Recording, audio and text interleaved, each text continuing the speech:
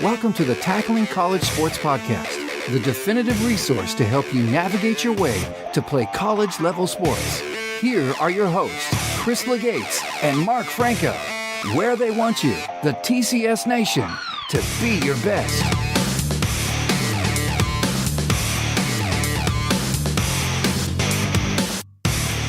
Welcome, TCS Nation, and thanks for tuning in to the Tackling College Sports Podcast.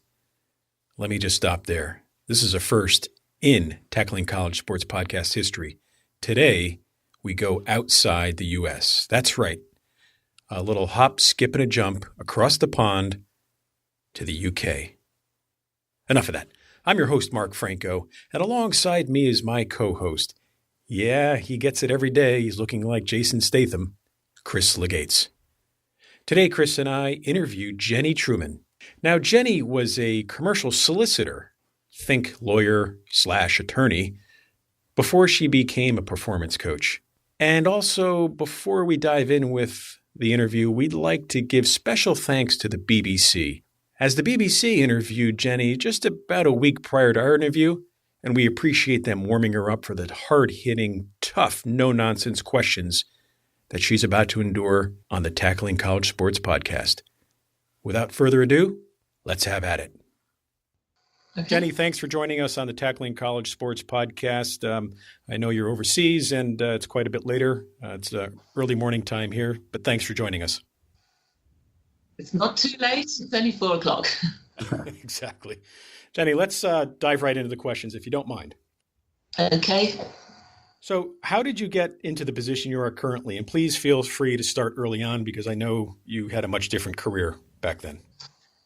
Well, yes. I went to university to study law, which is far removed from sports, you'll agree. And I enjoyed studying law. I enjoyed the academic side.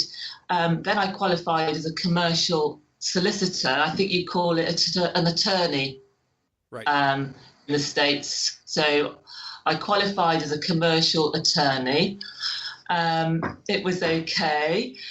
I just felt that my talents weren't being used in the right way, I suppose. And doing law was fine. It gave me a good income, but there was something missing. You know, I didn't get out of bed thinking, oh, great, I'm going to the office, I'm going to read a 100-page lease.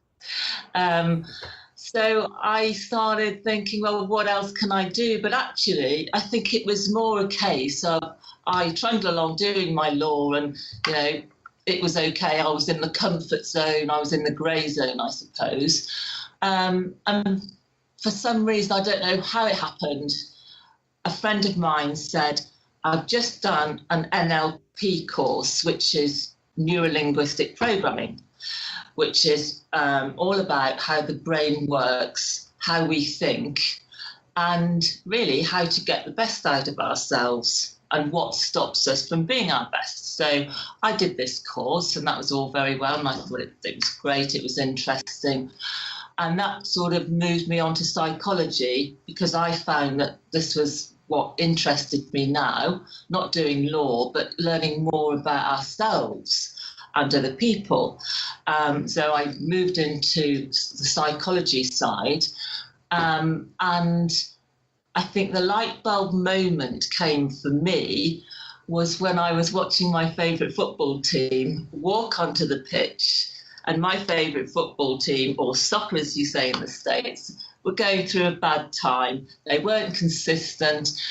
And because I studied body language through the sort of psychology angle, I could see that they were beaten before they stepped up on the pitch and even kicked a ball.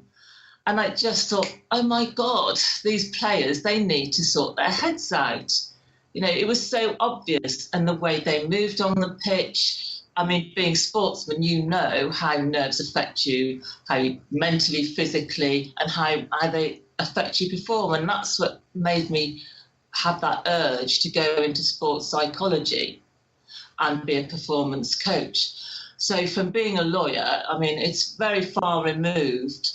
And it is a totally different approach. But what I will say is that I've now found my vocation, if you like, because this is something that I just love doing. It's not a job to me. I just love it. And let me just follow up real quickly. So how many years were you operating as a solicitor before you made that change? And then number two, I have to find out what team you support. Yeah. You wouldn't know. I was a solicitor practicing for 12 years. Okay. So that's quite a long time to be doing something that doesn't, float your boat. Sure. But a lot of people do. And I was very fortunate that I kind of had the belief that I could do something else, because that's a very, that is part of changing your career. Yeah. Now the big question is, what team is it that you support now, Jenny? Well, I support a team called Aston Villa, which you probably have never heard of. Oh, we certainly have. Have you heard of them? We're football soccer guys here, and we know that you had one of our goalkeepers for a long time with Brad Guzan there. Oh, yes. I actually thought Brad was great. But under a certain manager, it all fell apart for him. And I think it was very bad. It was bad luck, actually. But we also had, for a loan, Bob Bradley's son. And Bob Bradley, the American coach, is now actually coaching in the Premier League. He's coaching Swansea. Right. And had a big win Sunday in thrilling fashion, coming back winning 5-4 in a great match. Yes. What, the 5-4? Yeah, the 5-4 Swansea win was an amazing match on Sunday. Yes, it was incredible. To see 9 goals in a game in the Premier League is a rarity. So, yeah, and I'm really pleased for him because he seems like a really nice guy. Yeah, and, again, both Mark and I have backgrounds in soccer here, and I coach at university here as well. Yeah. So for us to get an American coach, obviously in the top flight, it's gone a long way for coaches in the United States now to feel pretty good about themselves, definitely. Absolutely. I really hope he does well. So let's pray for him. As do we. Yes, yeah. Jenny, let's move on. What have been the toughest challenges in your career? And please feel free to touch upon any potential issues that you might have run into when you changed your career path from the commercial solicitor to a mental skills performance coach.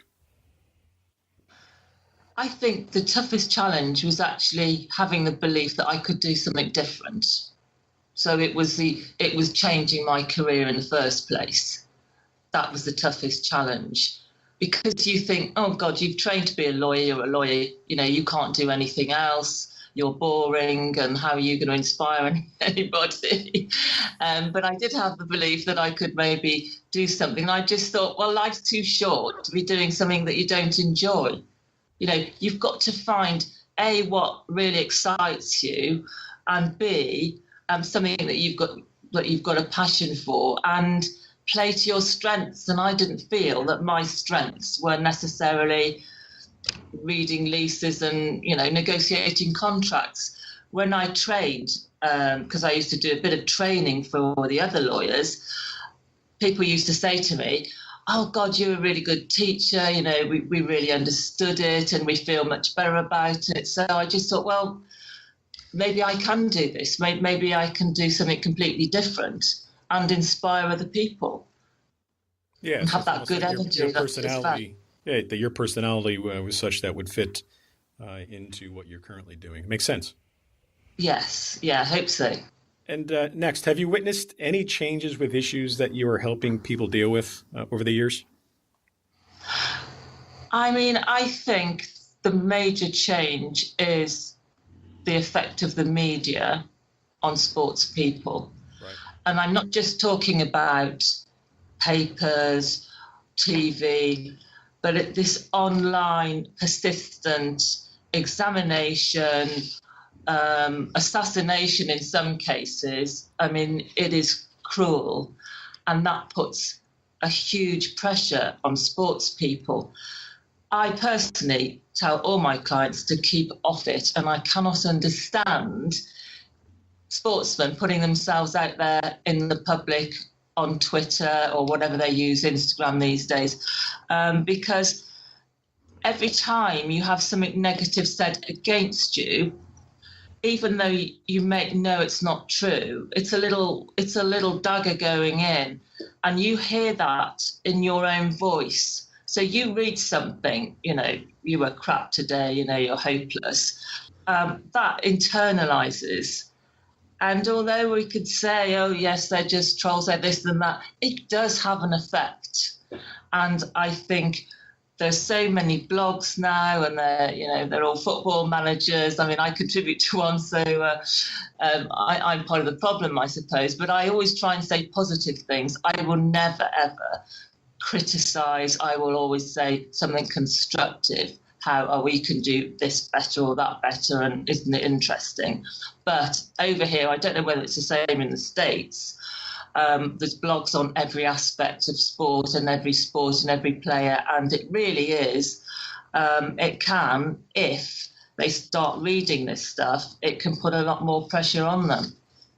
And I suppose also with the money in sport, I'm talking about football for the Premier League, I think a lot of kids go into it thinking, I can make lots of money. I can be like Wayne Rooney and, earn 250,000 a week. Their parents, because as scouts in this country, they're scouting at the age of 6. They go into academies, and, hundreds of these kids go through the academies, and, 1 out of 1,000 make it. So the expectation is higher. And I think all this contributes to A, taking the enjoyment out of sport, and B, putting a lot of pressure on young people. Yeah, we agree with that wholeheartedly. And, Chris can attest to that, the ages where we put the pressure on just keep getting younger and younger. So it is. Understand that. Yeah. It is. And it's so sad because I get people in my consulting room. Like I had a young lad who was 19 and felt sick before he went on to play and all this. And when we got to the bottom of it, which I do, whose voice was it, that is saying that you're useless, or what if you make a fool of yourself? That's the big thing. What if I make a fool of myself? What if I let people down? And it was 8 years of age, a coach or parents. And that is 80 years of age, and that has affected him in his later playing career, unless it's, addressed. But so many of them, they just say, I'm going to give it up because it's just not worth that awful feeling on match day. Sure. Great answer, Jenny.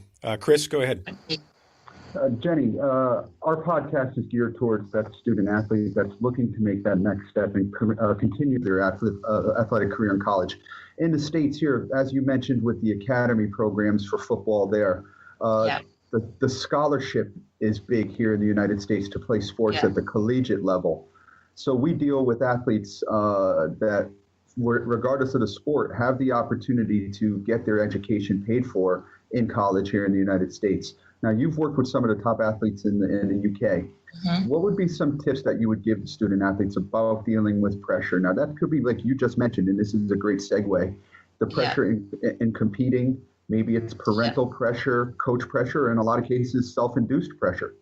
Well, I think you have to deal with the self-induced pressure first, because that's what you have control over. So what I say to my sports people is, focus on what you can control.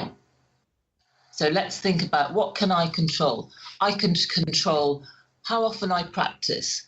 I can control who I practice with. I can control who I hang out with. I can control, what I eat, what I put in my body, whether I drink, whether I get enough rest. And I can also control whether I'm going to look at ways where I can be the best and be the best that I can be. Anxiety comes when we are trying to control things that we can't control. And that's when the brain starts thinking, oh, this is out of my comfort zone now. So when I'm talking about here, and this is what I deal with a lot, things that you can't control are whether you're going to get selected, how your opposition or how your team members play. You can't control other people. You can't control whether you're going to get an injury. You can't control the venue, and you can't control the result either. That is outside of your control. So if you get yourself into a routine of saying, right, I can control this. I'm going to practice as hard as I can. I can't control how the other people practice. I can have a look at what they're doing and say, hey, he's getting good results. I've noticed he's doing this. I can try and mirror that or model that.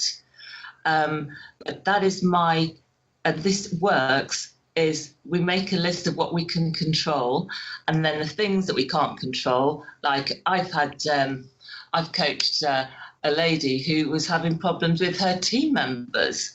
You know, this is not the opposition. These are people on her team being bitchy and nasty.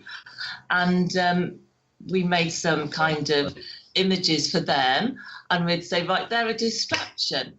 Everything that I can't control is a distraction, and I can't do anything about it.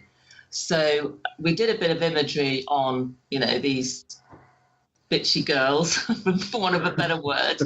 And she was able to push them to the back of her mind and concentrate on my coaching, my game, what I'm going to do in the competition. I'm not going to hang out with people that make me feel bad. I'm going to put my headphones on and I'm going to find a quiet place if need be. And that gave her the control back. And she knew, well, now I can do my best, and I am doing my best. And my brain is concentrating and focused on the right things, not on the things that is harmful to it. So I think that is probably the best bit of advice I can give, without going into a whole sports psychology lecture. And you mentioned. Sorry.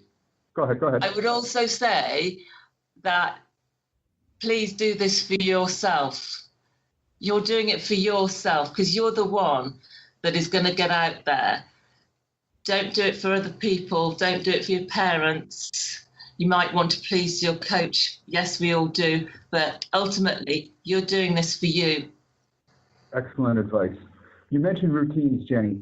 How important would you say is developing routines in building confidence and peak performance for an athlete? In building confidence, it's a huge part. There's a match day. I would divide it into pre-competition. So those are the days or the hours before the competition when you're starting getting the wobbles, which we all do. And the other thing I would like to say to the people about pressure, which I've left out, can I go back to that, is everybody feels nervous. If you didn't have nerves, you wouldn't be able to compete because you've got to get the adrenaline going. And this is what a lot of my younger sports people don't understand. And that is you are actually reacting in the right way. You're getting aroused to perform. What we have to do is to just bring it back a bit because nerves are part of it. We can call them excitement, and that gives us a more positive reaction to it. But everybody feels them. Even Usain Bolt feels them. So, you know, at his great level. And they are necessary. But it's learning how to control the nerves. And the winners do. And that's the only difference between them, the outstanding and the good, is the outstanding people have learned how to control these chemicals that are flooding in and focus them in the right direction. So getting back to the other side, because I wanted to make that clear to these people coming in that, yeah, you'll probably feel it, but it can be a good thing. Getting back to the routines, the mind gets anxiety when it is doing new things. So the opposite of that is to calm the mind down. You do a familiar thing. and the mind will sort of switch off its antennae into, oh, I've been doing something, oh, this is different, this is a different venue, I'm going to do a race, uncertainty. If you've got a routine in place, then that is going to calm the mind, because it's kind of, oh, we're doing something familiar, we've got our routine, we're fine. And the more you do it, the more ritualized it becomes. You're able to stay in the present moment. I'm tying my laces in a certain way. I think NFL players tape up their feet and ankles in the same way, left, right, surgical spirit, in silence. This is all part of the preparation. This is part of what we do, and this is what we do time and time again. So familiarity is what the brain loves. And it also means that you don't have to use mental energy making decisions. The less decisions you make, the better, because even minor decisions use mental energy up. Even what am I going to wear? What am I going to drink? Where are we going to get the snacks from? You need to have sorted all that out prior to that and do the same thing every week. And this is what my clients have. Weekly routines, they have match day routines, and so their mind is thinking, oh, this is fine, I do this every week, there's no surprises, we can relax, we can rest, we can stay in the present, not the president. And so that is like the pre-competition routines. Then during the competition, there are also things called positive energy routines. And these, have you read a book called On Form by Lur and Schwartz? And basically, no, we're going to ask you about books too. Good. It's incredible, because they studied elite sports people, and they were looking at what were they doing differently. So they did tennis players, soccer players, all types of sports, and they looked at the videos and they analysed it, and they couldn't find any difference in skill or technique. The difference was between shots. The elite athletes, the outstanding athletes, would have a routine, and they may not even be aware of it. So it was the way they bounced the ball between a tennis shot. It was a gesture. It was the way they held their head. But they did this routinely. And what they deduced from that, and I do use this with my clients, is that when you are playing the game, when you build in routines, if there are gaps, I mean, obviously in some sports there won't be gaps, then again, you are conserving mental energy, because the brain is thinking, okay, this is fine, I know what's going to happen. So it acts as a signal to the brain, we can relax now. The finding was that the heartbeats of the outstanding players, the heart rate was much lower, and they felt less fatigued. And that is the difference between winning and losing, because the X factor is the energy at the end of the day and the mental fatigue. So that was quite an outstanding study, really. So that is the routine, as in on the match day and competition. And then routines are very useful for motivation and getting into good habits. And it's the same, we're always going to refer back to the brain, because if the brain has to make a decision, it's going to use mental energy. We have got a finite amount of kind of mental energy, and decision making knocks it.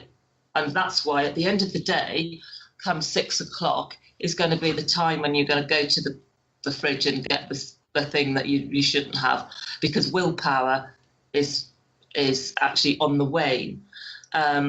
So with the motivation and getting into good habits, that's where routines play an important part, because if you routinely do something, then you're not asking the brain, shall I do this? Shall I go out and practice?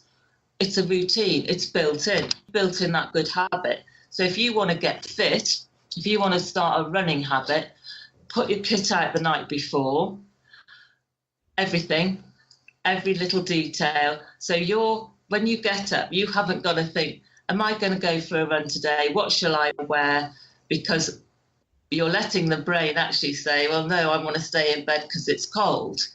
If you've got this routine, you're actually putting in a program into the brain so it doesn't have to think. And when it doesn't have to think, it can't say no and it can't wander off. So again, a brilliant thing for athletes is to get that good habit, that good routine going. Hey, Jenny, can I just interject here? I have a quick question. As you're speaking, I'm thinking about an earlier statement that you made. And can this go back to and be used? You said Villa took the pitch one day that you were out there and their heads were hanging. Absolutely. I mean, that to me is a routine, right? If you're down, again, I'm not sure what was going on that day, but perhaps they were down and taking the pitch after halftime. Can you speak to that? Well, just like there are positive routines and positive anchors, there are also negative anchors. And I think part of it with Aston Villa at the time was playing at home. They didn't like playing at home. Right. So when they walk on the pitch, they were revisiting old past failures. The crowd had got on their back, and that becomes a negative anchor. And I think they would have to change something, not keep doing the same thing. Because like you say, if you keep doing the same thing, it's building into a program. Well, when we do this, that happens. Right. So that's where someone like you would come in to perhaps offer services and help the team out. Oh, yes, definitely. And not walk around and take the pitch with your heads hanging down. Yeah, I would, because I would be telling them what to think before they go on the pitch. Instead of walking out the tunnel thinking, oh, God, last time I did this and last time we lost, I would be saying, right, get your best memories. When have you played the best? What was your best moment? And when you go onto the pitch, I want you to be thinking about that.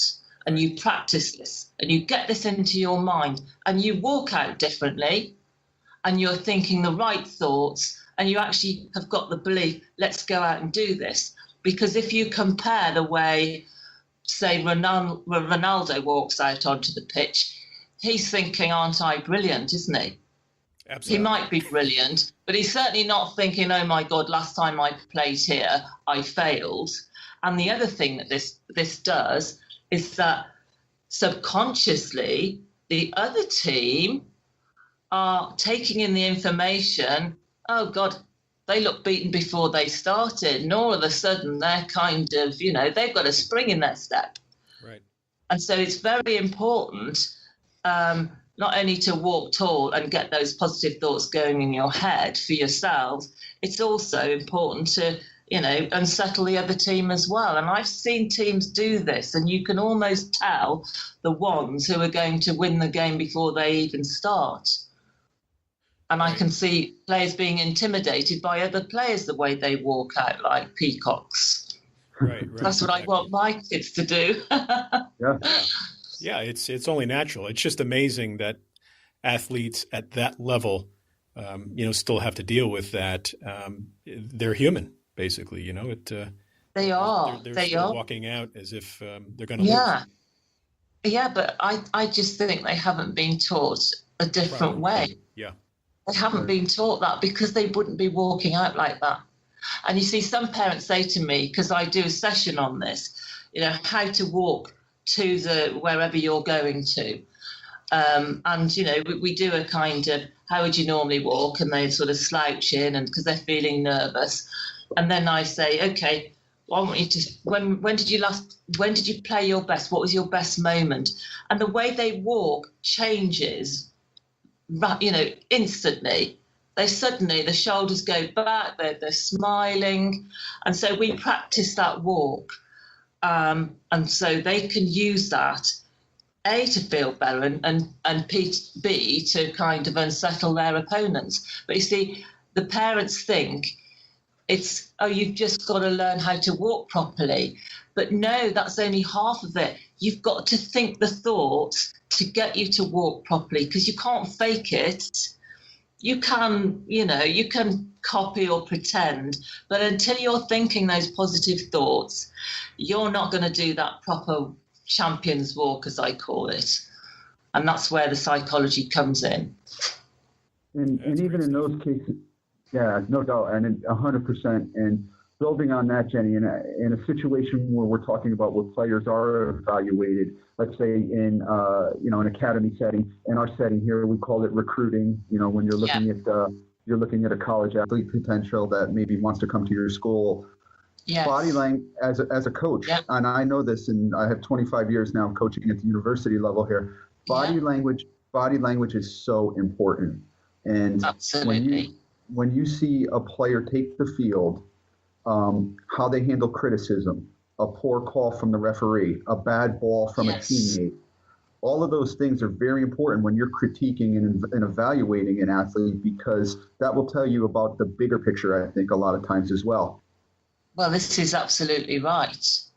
But it is taken into consideration, and possibly you as a coach more than other coaches, because this is why we do have players who don't perform that well in the Premier League, for example, because they do have an attitude problem. And I'm not going to name any names. But also it's being able to control your emotions, and that you have to do, because as soon as that red mist goes down, that's a distraction. You've lost it. Then forget the rest of the game. As soon as you've got angry, you've lost it. And we've seen teams do that. And I've got a client recently who what the challenge that he's got is when he makes a bad shot, he gets angry, very, very angry, and then it's a downward spiral.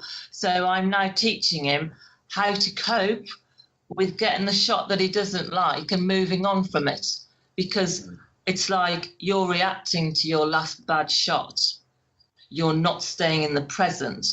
And to get in the zone and be a good athlete, you have to be in the present. You're not backwards thinking, oh, God, why did I do that? And beating yourself up. Like John McEnroe, for instance. Sure. I mean, he was his own worst enemy, wasn't he, on court? And actually, Andy Murray, he's obviously upped his game mentally now and he's brilliant.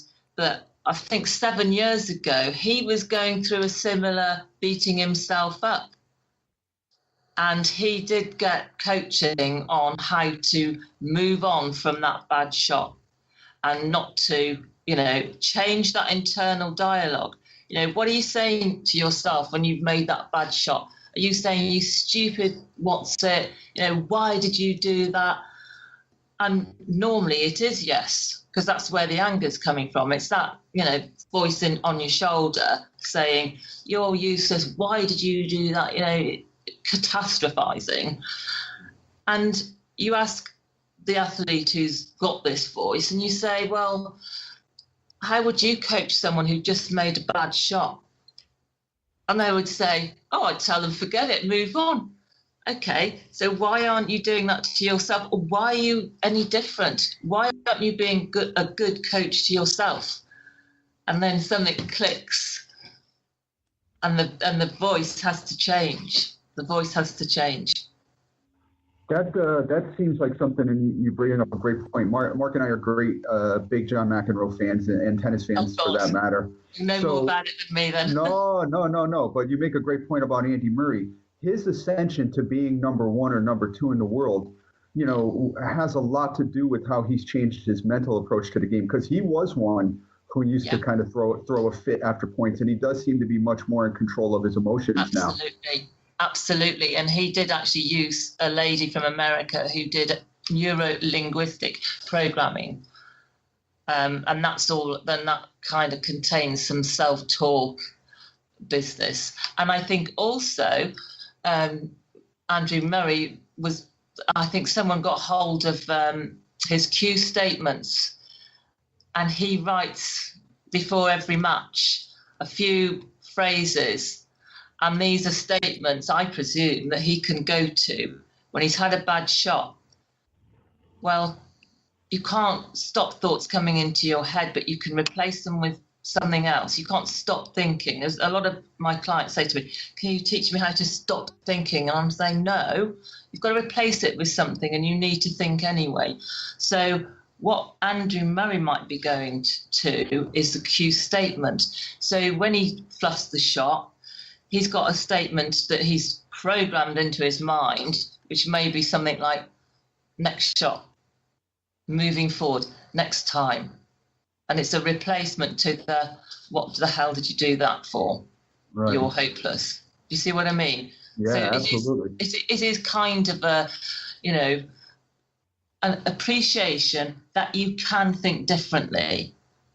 And that's what sports psychology is all about, is thinking differently. Right, right. And you mentioned working with kids as young as 8, let's say, and in the United States, again, it's huge now with, regardless of the sport, with kids playing at such a young age. With there being so many matches and so many training sessions for young athletes these days, how important, Jenny, would you say rest is for both physically and mentally? Well, I don't work with as young as 8 because I think that if they came to see a sports psychologist, that would be a pressure on them. What I do is I talk to their coaches and I talk to their parents. So sometimes I had someone recently saying, I've got a brilliant 5-year-old, but he doesn't, he can't play in games the way that he does in practice. And, you know, well, we know why he can't play in games, and it's so important not to push him. And, you know, people saying, oh, give him more games. And I'm saying, no. You know, you've just got to step down this and make sure he's playing for fun. The youngest person I've coached is 15, and she was a very mature young lady. But what I've said is that the damage, if you like, is done as early as 8 by the expectation and pressure being put on young kids. I think recovery is essential, physically and mentally.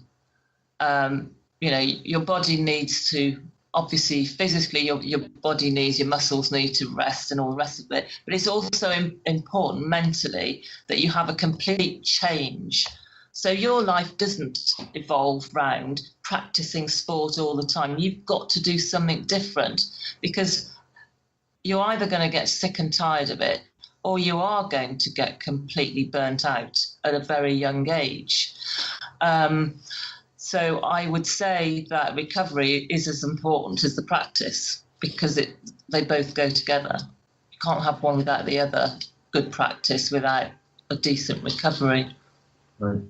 A quick question as a follow-up to that, Jenny.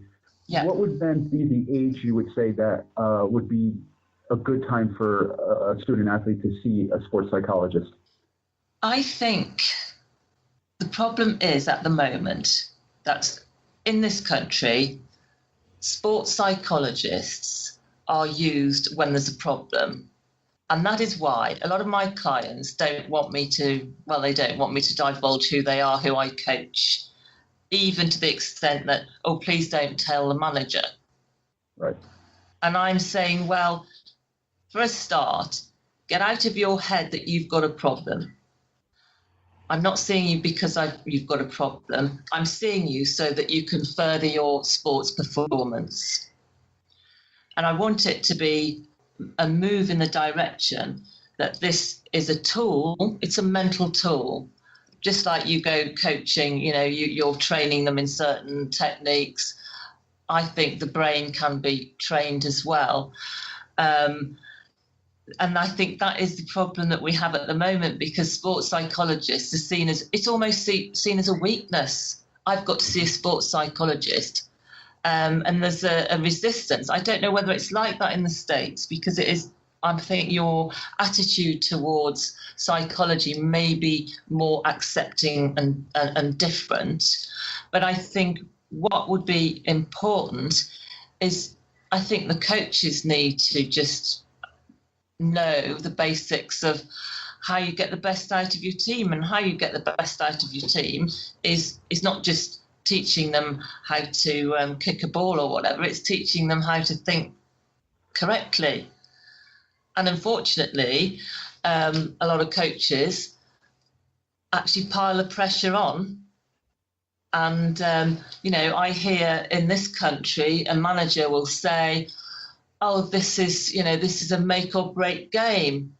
This is a game that we have to win. This is a 6-pointer. And I'm thinking, well, I hope you haven't said that to your team, because you're just hiking the pressure up. So I think it's an educational thing, and it is a change in attitude. And until we get that, I think there's a big gap between what should be and what shouldn't and what shouldn't. Does that make any sense? Absolutely. And I'll tell you what I think happens here in the States is that a little bit more now sports psychology has been brought into the team dynamic. But yes. On the individual side, look, if I want to eat better, I'm going to go see a nutritionist. If I want to get stronger and get fitter, I'm going to go see a strength and conditioning person. So why wouldn't you implement sports psychology as an individual before it gets too late and before it's a problem, as opposed to using it as part of your training regimen? That's right. You need to get people before they have got the anxiety and the and the anger issues, if you like. Well, so far, Jenny, you've answered the easy questions. I'm going to throw it over to Mark now. No. This comes where you get onto the hot seat now, and here's where we really make or break, to use one of your terms. Not to put the pressure on you, but this is where we make or break. I'm okay with pressure. This is worth 6 points. Okay, it's a 6-pointer. It's a 6-pointer. Okay. They're the questions in my hand. Fire away. So if you were here in the States, we'd lower the lights a little bit. We'd put a spotlight, but mastermind. Since you're across the pond, we'll just imagine that. Okay, I'm sweating. Go on. And I'm going to change one of these words in here to reflect a European term. So here we go. Okay. If we were to search your mobile, what would be the top 3 played songs? Okay. Because I do actually go to the gym every day, because that helps me fix my mind. That gives me a clear head. There are going to be motivational songs. So I'm afraid I've got something very boring, like Pharrell Williams' Happy. And I know it's overplayed. Do you know that one? Sure. Yeah, my son loves it. From the Minions movie, yeah. It's a good workout song. I love it. I love it, and my girls think, oh God, Mum, stop playing that. We've had enough. But I play that one, and then I'm a Tamla Motown fan as well. So River Deep, Mountain High, I love that one, because that again is kind of very lively. And let's think. I've got a Latin salsa, which I do this. That goes to the gym with me as well, and that's called Bailando, and that gives me good memories, because I went to Mexico over the summer with the family, and that was on constantly because they're big salsa dancers over there. So when I'm in the gym, I'm feeling really good, because again, that's another positive energy bringer, and that's music. Very important to have a good playlist before you go on. Absolutely. And that was one of the best. What are yours? Let's have a. Come on. Uh-oh. What's on your playlist? We're turning the tables. Recently mine has been a little bit of Michael Jackson. Oh, I love Michael Jackson. Yep, a little bit of kind of same thing with the Latin thing of Santana has been on my playlist. Oh, yes. Yep, and a little bit more pop with some Hall & Oates from the 80s. Yep. Well, on that theme, I recently saw Lionel Richie.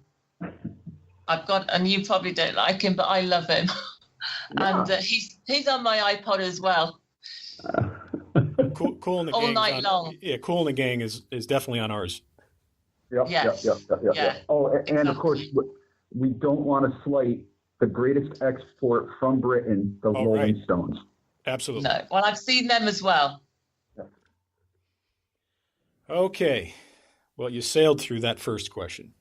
Okay. Sticking with your mobile, who is the Okay. most famous / infamous person you have in your contact list?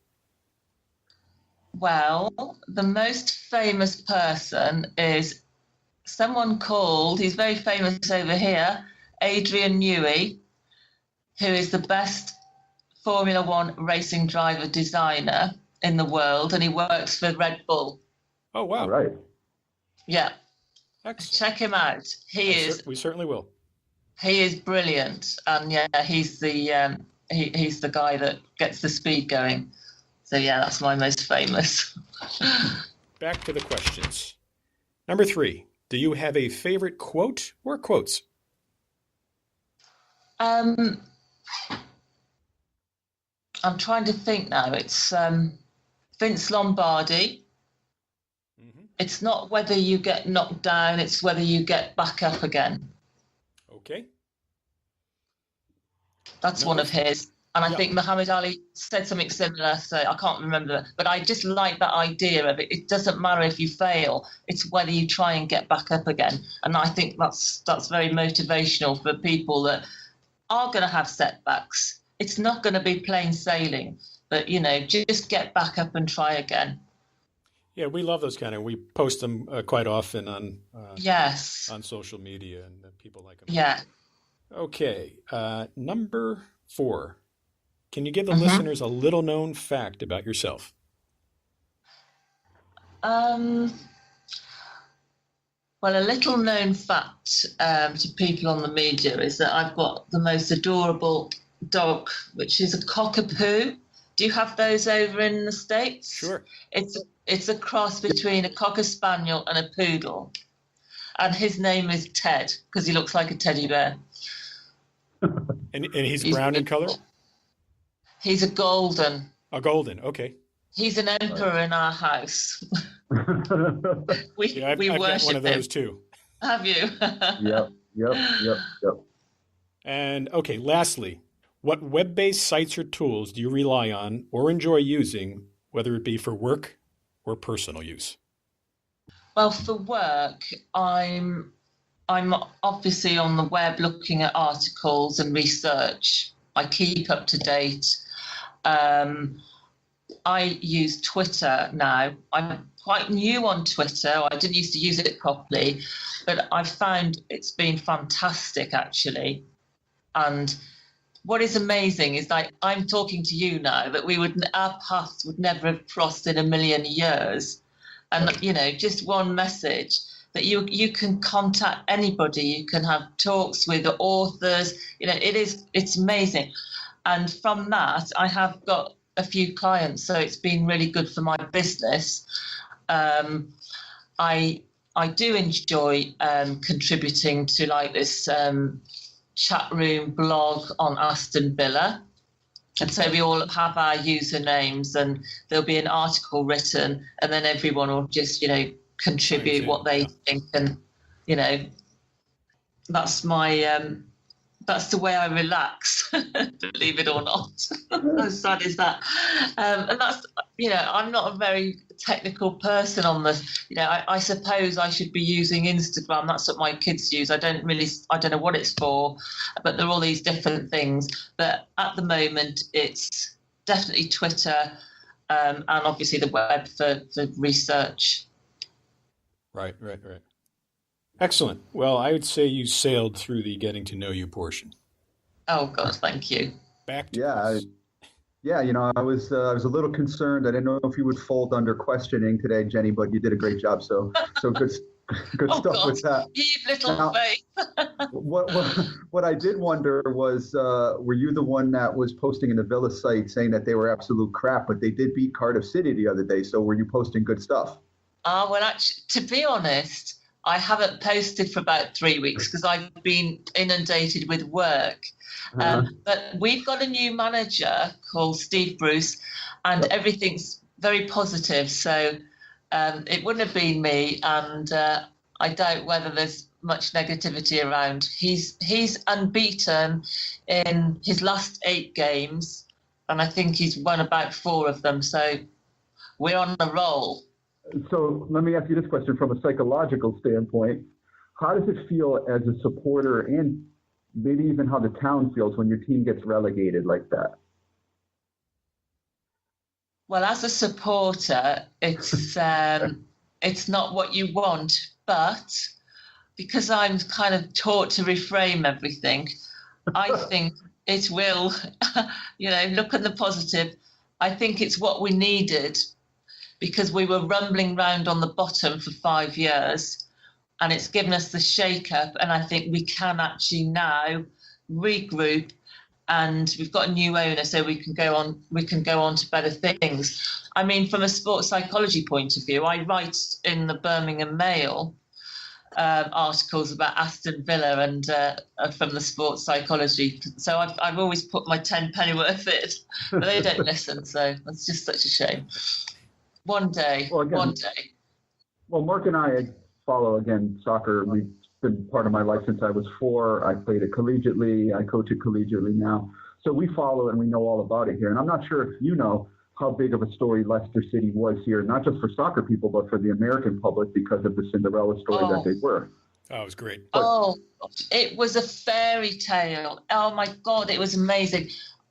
I wrote an article about it because I tried to analyse how they did it, because that they were 5,000 to 1 before they won the Premier League. Right. The odds were 5,000 to 1. People made good money. Yeah, people made good money on betting with them. Whoever did bet, yes. Yeah. But the fascinating thing was the manager Ranieri. No one really rated him when he came in. I know he got success in the past, but they were dubious. Their team cost £30 million, whereas Chelsea cost, 300 million. I mean, this is the stuff of fairy tales, but from a sports psychology perspective, it is fascinating, because one of the things that I noticed from the beginning, and I did notice it, this is not in retrospect, is that they were winning from losing positions. And I looked at the figures, and I wrote an article when they were, top of the league, and said more than any other team, they have won from losing positions. So what this gave them is a belief that even if we're 2-0 down, we can go on and win. And that was huge. It was huge. They had a great team spirit, because, you win in those sort of circumstances, and that is celebration. It's a better win almost than winning, if you've gone up 2-1 or whatever. And the other thing is, they had the fact that they were the underdog on their side. So they've got nothing to lose. You go into a game as an underdog, and actually you've got less pressure. So maybe it was a combination, and they had some pretty good players too, like Mane and the guy that's gone to Chelsea. In this country, it was, I don't know, it was amazing. And to see them on the open top bus, did you see that when they went around the town? Yeah. It was joyous, and it was joyous because, for once, it wasn't money that actually won at the end of the day. It was little old Leicester. So, yeah, that was a real feel good. The best part of the Premier League for the last 10 years, I would say, since its creation. It's a story that really caught on here to Joe, athlete, behind the TV watching ESPN. Yeah, so it's interesting. You didn't have to be a football fan to walk around in the United States, and people knew a lot about Leicester. Yeah. And doesn't it give those little teams a belief that if Leicester can do it, we can? It's all about rooting for the underdog. Yeah. It's fantastic. It's inspiring as well, isn't it? So, yeah, it was great. We could talk about football all day. Yeah. Let me get back on topic with you just for one final question from me. That's cool. What would be the best piece of advice you would give to parents about their role in the process of developing the student athlete? The best piece of advice would be a parent, not a coach. Be a parent first. Don't be a coach. You're not the coach. They don't need a coach. They need a parent to support them. Yeah, that's great. Again, we deal with a lot of parents in our coaching, and we deal with it at the collegiate level as well. And I think too often there is a little bit too much information given that maybe isn't the right information. And we had a coach on with us just recently who said he spent some time, actually a football coach as well, who said he spent time teaching his parents tactically what his team wanted to do, so that at least they were given the right information on the sideline when they were telling kids. Yeah, I thought it was I thought it was a novel approach. So the way he would have a chalk talk with his team, he had one early on in the season with his parents, telling them the objectives of how they wanted to play and tactically what they were trying to do structurally, so that at least if they were going to give information on the sidelines, they were given proper information. Yes, can't you just silence them? Or doesn't that work? Doesn't work. It doesn't. That's an interesting approach, and it doesn't. Well, it probably wouldn't work here, but that is an interesting approach. But what I would say is there's so much emotional involvement between parent and child that you don't want the parents giving the coaching advice, because the child feels, I'm letting my parents down. So it's an added layer of, people to let down. And I've actually said to a couple of my parents, it's better if you don't go and watch. And the child has said, yeah, I feel much better when you don't come. And that's a hard thing to say to a parent. But if you want your child to do well, you have got to, and I can understand it from a parent's point of view, because I've been there when my kids are playing, and I've wanted to shout out, get free, but you just can't, because they need to feel that they're in control of their game, and they're not doing it for you, they're doing it for themselves. And I think that is the big sort of pressure.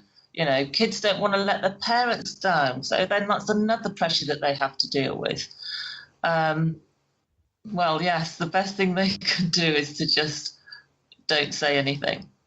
And unfortunately, in this country, even youth soccer games get to the point where you've actually got parents falling out and throwing punches, even at the referees. This is what is happening. Didn't happen 30 years ago, did it? No. It's unfortunately, it happens here as well. Oh, does it? Oh, dear. Mark. Jenny, before we wrap up our time here, there's a couple more quick questions. Okay. And we'll let you get back to your evening. Yep. Do you have anything you wish to promote today at this point? I don't have anything to promote as such, other than please follow me on Twitter, because I put my articles up there, and have a look at my website. So my Twitter name is Jenny, JENNY -Truman, TURAMAN. That's TURMAN. And my website is www.jtperformancecoaching.co.uk. I have got something exciting in the pipeline, and I've been asked to write 50% of a book collaborating with a coach, and I'll be writing the mental side. And as I've already written a mental toolkit for athletes and sports people, I will be putting this mental toolkit into the book with my co-author, but that will be coming at some stage. Well, keep us posted, and we'll be more than happy to pass that on. Now, that mental toolkit, is that also available on the web at this point, or will that just be added to the book? Not yet. Okay. This is made up of the handouts that I give to my my clients. So what they get from me at the end of their coaching is a mental toolkit, and I've now written one that can apply to all sports, and is just something that they can put in their kit bag, and it will help them immeasurably. Wonderful. Well, that'll wrap it up. Jenny, we appreciate your time this past 59 and a half minutes. It's been a pleasure. We probably go on for another hour, but I know we could. yeah, but we really do appreciate it, and I'll make sure that I've enjoyed all of that. Yeah, all of that information will get up on the show notes. So when folks do ask, go to and access the podcast, they'll be able to see your information and get in touch with you if they please do. So excellent, appreciate it. Great. And thank you all, TCS Nation. Don't forget, if you want to contact us on the web, it's tcsnation.com. Make sure you sign up for the Friday 5, which is a weekly email of 5 items that we are interested in or pondering. Email is chris@tcsnation.com, mark@tcsnation.com. Facebook is facebook.com/tackling college sports, Twitter at TCS Nation, and Instagram, TCS Nation. And until next time, be your best. Be your best.